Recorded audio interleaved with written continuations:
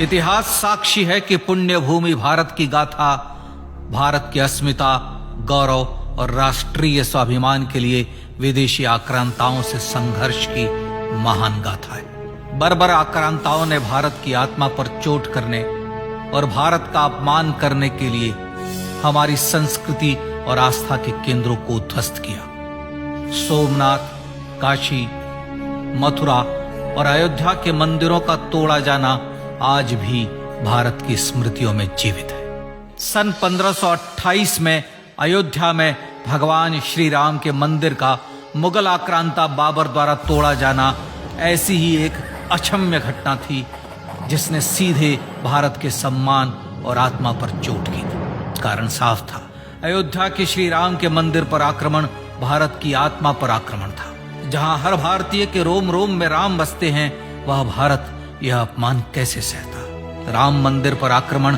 भारत को आहत कर गया था। विदेशी हमलावर अपनी बर्बरता दिखाते गए और भारत अपने आत्मगौरव को फिर से पाने के लिए संघर्ष करता रहा। भारत रामलला के जन्म स्थान पर बाबर के नाम पर बने एक ढांचे को देखता और उसे हटाने का संकल्प लेकर शक्ति संजोया करता। हिंदू समाज आत्मसम्मान के रण में डटा रहा और लगातार हमलावरों द्वारा बनाए गए बाबरी ढांचे को हटाने के लिए लड़ता रहा। सरयू कई बार रक्त से लाल हुई। कभी स्थानीय शासकों ने तो कभी साधु संतों और राम भक्तों ने राम जन्मभूमि की मुक्ति के लिए अपने प्राणों की आहुति दी। 74 बार युद्ध हुए। हम कुछ मोर्चे हारे, पर रण जीतने का संकल्प कभी कम नहीं हुआ। हिंदू समाज तलवारों से रक्त रंजित हुआ, पर उसने हार नहीं मानी। उसका संकल्प अजेय था। 15 अगस्त 1947 को देश की आजादी के साथ सैकड़ों सालों से चले आ रहे इस संघर्ष में नई ऊर्जा और एक नया मोड़ आया। अचानक 23 दिसंबर 1949 को बाबरी ढांचे में श्री राम लला प्रकट हुए। हजारों राम भक्त दर्शन के लिए उमड़ पड़े। तत्कालीन प्रधानमंत्री पंडित जवाहरलाल नेहरू ने उत्तर प्रदेश सरकार को श्री राम लला को विवादित ढांचे से हटाने का आदेश दिया। उत्तर प्रदेश सरकार ने अयोध्या के कलेक्टर को यह काम दिया और यह निर्देश भी कि जरूरत पड़ने पर वे बल का प्रयोग भी करें। अयोध्या के कलेक्टर ने सरकार को उत्तर दिया कि यह नरसंहार के बिना संभव नहीं है, और फिर भी वह ऐसा चाहती है तो किसी दूसरे कलेक्टर से यह काम करवा ले। परिणाम स्वरूप रामलला की मूर्ति वहीं विराजमान रही। विवादित ढांचे को बंद कर दिया गया। केवल पुजारी को सेवा अर्चना के लिए भीतर जाने की अनुमति थी। फिर भी राम भक्त विवादित ढांचे के बाहर से प्रभु श्री राम की आराधना करते रहे। भारत के हिंदू समाज के लिए चुनौतियां और बढ़ गई। मामला अदालत में गया। विपक्षी दलों द्वारा अदालत में भगवान श्री राम के अस्तित्व पर सवाल उठाए गए। उनके अयोध्या में ही जन्म लेने का प्रमाण मांगा गया। भारत का जनमानस अब आहत हो उठा था। आजाद भारत में भी हिंदू समाज को अपनी आस्था और श्रद्धा के लिए संघर्ष करना पड़ रहा था। चुनौतियों के इस समय में सन 1984 में विज्ञान भवन दिल्ली में विश्व हिंदू परिषद ने धर्म संसद का आयोजन किया। इस संसद में देश भर के संतों ने राम जन्मभूमि की मुक्ति के लिए आह्वान किया और राम जन्मभूमि मुक्ति यज्ञ समिति का गठन किया। धर्म संसद ने राम जन्मभूमि की मुक्ति और वहां भगवान श्री राम के भव्य मंदिर बनाने के भारत के जनमानस के संकल्प को फिर से दोहराया। विश्व हिंदू परिषद के नेतृत्व में मंदिर निर्माण के लिए पूरे देश में अभूतपूर्व आंदोलन की शुरुआत हुई। श्री राम जन्मस्थली मुक्ति यज्ञ समिति के साथ देश भर में राम जानकी की रथ यात्राएं निकली। राम लीलाओं में राम कथा के माध्यम से भारत का आम जन फिर से जुटा। अब सबके मन में एक ही प्रण था, एक ही लक्ष्य था। अयोध्या में जन्मभूमि पर भगवान श्री राम के भव्य मंदिर का निर्माण। सन 1989 में विश्व हिंदू परिषद द्वारा गांव-गांव से रामशिला पूजन करके अयोध्या भेजी गई। 2,75,000 गांवों से रामशिलाएं अयोध्या पहुंची। भव्य राम मंदिर के शिलान्यास का निर्णय हुआ। पूज्य संत महात्माओं और हिंदू समाज के अन्य प्रमुख नेताओं के निर्णय के अनुसार अनुसूचित जाति के प्रमुख नेता श्री कामेश्वर चौपाल ने 9 नवंबर 1989 को मंदिर निर्माण का पहला पत्थर रखा। राम जन्मभूमि पर मंदिर निर्माण के लक्ष्य की पूर्ति के लिए सन 1990 में सोमनाथ से अयोध्या के लिए श्री लाल कृष्ण आडवाणी ने रथ यात्रा की शुरुआत की। देश में जन भावनाओं का ज्वार उमड़ने लगा। श्री लाल कृष्ण आडवाणी के रथ यात्रा के साथ साथ मंदिर के लिए जन समर्थन बढ़ने लगा और छद्म सेकुलरवाद बेनकाब होने लगा। इस जन आंदोलन को रोकने की तमाम कोशिशें हुई पर सब व्यर्थ हुई। विश्व हिंदू परिषद ने देशवासियों से अयोध्या में जन्मभूमि पर मंदिर निर्माण के लिए 30 अक्टूबर और 1 नवंबर 1990 को कार सेवा का आह्वान किया। परिणाम स्वरूप लाखों राम भक्त कार सेवा के लिए देश के कोने कोने से अयोध्या आए। इससे देश की एकात्मता का विराट दर्शन हुआ। कार सेवकों को रोकने के लिए उत्तर प्रदेश के तत्कालीन मुख्यमंत्री श्री मुलायम सिंह यादव ने अयोध्या में परिंदे को भी पर न मारने देने की घोषणा की। स्थितियां गंभीर हो गई। अयोध्या से 100 200 किलोमीटर दूर रेलगाड़ियां रोक दी गई। अयोध्या युद्ध भूमि बना दी गई। मार्ग बंद, रेल बंद, चप्पे चप्पे पर पुलिस।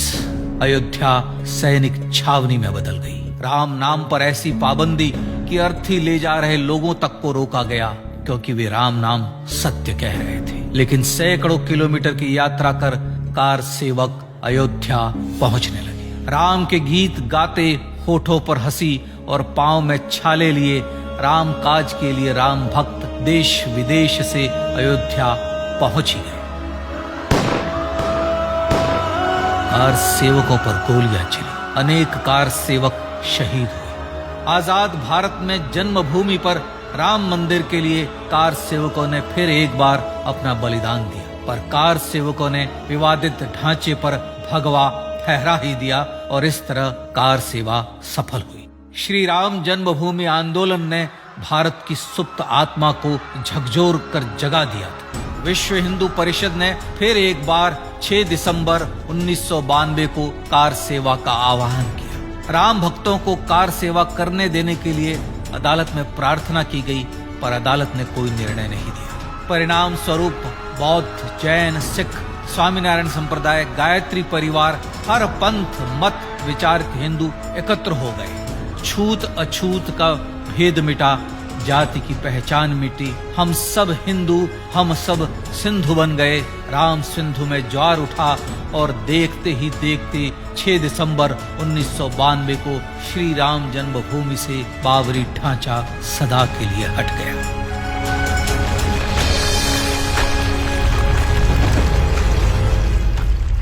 यह क्षण शौर्य, न्याय और सत्यमेव जयते का क्षण था। यतो धर्मस्ततो जय का क्षण था। पर संघर्ष की गाथा यहां जाकर भी नहीं रुकी। छद्म सेकुलरवादियों द्वारा भारत और भगवान श्री राम के इतिहास को झुठलाने के लिए अदालतों में चुनौतियों का सिलसिला चलता रहा, जो 1950 से चल रहा था। हिंदू सिखों के बीच से गुजरते हुए भगवान श्री राम का दर्शन करने के लिए विवश थे। यह स्थिति थी आजाद भारत में श्री राम और राम भक्तों की। पर सत्य को तो जीतना ही था। आखिरकार देश के सर्वोच्च न्यायालय के 5 जजों की खंडपीठ ने 9 नवंबर 2019 को ऐतिहासिक निर्णय दिया और यह कहा कि अयोध्या जन्मभूमि परिसर की पूरी 67 एकड़ भूमि रामलला की, और न्यायालय ने भारत सरकार को जन्मभूमि पर मंदिर बनाने के लिए एक ट्रस्ट बनाने का आदेश दिया। सर्वोच्च न्यायालय के आदेश के अनुसार भारत सरकार ने 5 फरवरी 2020 को श्री राम जन्मभूमि तीर्थ क्षेत्र नाम के ट्रस्ट का गठन किया और राम जन्मभूमि न्यास की भूमि जो सरकार द्वारा अधिग्रहित की गई थी, उसे ही नवनिर्मित न्यास को वापस दे दिया गया। 5 अगस्त 2020 को भारत के प्रधानमंत्री श्री नरेंद्र मोदी ने श्री राम जन्मभूमि तीर्थ क्षेत्र के अध्यक्ष पूज्य महंत नृत्य गोपाल दास, राष्ट्रीय स्वयंसेवक संघ के पूज्य सरसंघ चालक डॉक्टर मोहन भागवत एवं उत्तर प्रदेश के मुख्यमंत्री श्री योगी आदित्यनाथ की उपस्थिति में श्री राम जन्मभूमि पर भगवान श्री राम के भव्य मंदिर के लिए भूमि पूजन कर निर्माण कार्य का शुभारंभ किया। इस तरह लगभग 500 वर्षों से राम जन्मभूमि की मुक्ति के संघर्ष का पटाक्षेप हुआ। अपने आत्मसम्मान और राष्ट्रीय अस्मिता के लिए इतना लंबा संघर्ष विश्व के इतिहास में बेजोड़ है। श्री राम भारत की आत्मा, भारत की परिभाषा, हमारे राष्ट्रीय आदर्शों और जीवन मूल्यों के प्रतिनिधि मर्यादा पुरुषोत्तम हैं, जो हर हिंदू के होठों पर जन्म से मृत्यु तक रहे, बस यही हर हृदय में प्रार्थना होती है। राम भारतीय राष्ट्रीय स्वाभिमान और आसेतु हिमालय से समुद्र पर्यंत तक जन जन को एकात्मता के बंधन में बांधने वाले रक्षा सूत्र है। अयोध्या स्थित श्री राम जन्मभूमि पर बाबर का हमला वास्तव में भारत के स्वाभिमान और राष्ट्रीयता पर हमला था। प्रधानमंत्री श्री नरेंद्र मोदी द्वारा श्री राम जन्मभूमि पर राम मंदिर का पुनः निर्माण न केवल बाबरी मानसिकता का पराभव है, बल्कि संपन्न, सुखी, सुसंस्कृत, सर्वशक्ति संपन्न स्वराष्ट्र का सूर्योदय भी है। यह उस राम राज्य की दिशा में वह कदम है जिसकी अभिलाषा राजराजेंद्र चोल, कृष्णदेव राय, छत्रपति शिवाजी महाराज से लेकर महात्मा गांधी तक ने की थी। अयोध्या में जन्मभूमि पर भगवान श्री राम का मंदिर न सिर्फ राष्ट्रीय गौरव होगा, बल्कि वह श्री राम के आदर्शों का राष्ट्र मंदिर होगा। अब वह महान संकल्प पूरा होने जा रहा है। आइए इस राम यज्ञ, राष्ट्र यज्ञ में जिन ज्ञात और अज्ञात भारतीयों ने अपनी आत्माहुति दी है, उनका पुण्य स्मरण कर उन्हें श्रद्धांजलि दें।